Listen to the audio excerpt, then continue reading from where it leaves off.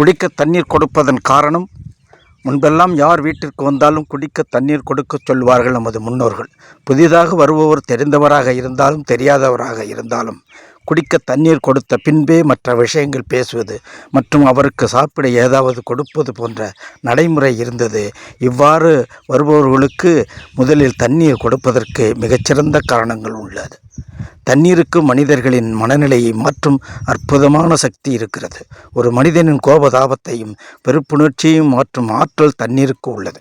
ஏதாவது சண்டை சச்சரவு வரும்போது, ஒருவரை ஒருவர் ஏச்சு பேச்சு நடத்தும் போது அவர்களை விளக்க வருபவர் முதல்ல தண்ணி குடிப்பா, அப்புறம் பேசலாம் என்று கூறுவார்.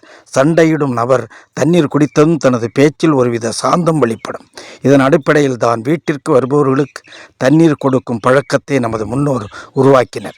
வீட்டிற்கு வருபவரின் மனநிலையே எதுவாக இருந்தாலும் சரி, அவர்களின் எண்ணங்கள் எதுவாக இருந்தாலும் சரி, தண்ணீரை குடித்தால் அந்த கெட்ட தாக்கத்தின் பாதிப்பு இல்லத்தை பாதிக்காது. நன்றி நண்பர்களே. சப்ஸ்கிரைப் பண்ணுங்கள், லைக் பண்ணுங்கள், ஷேர் பண்ணுங்கள்.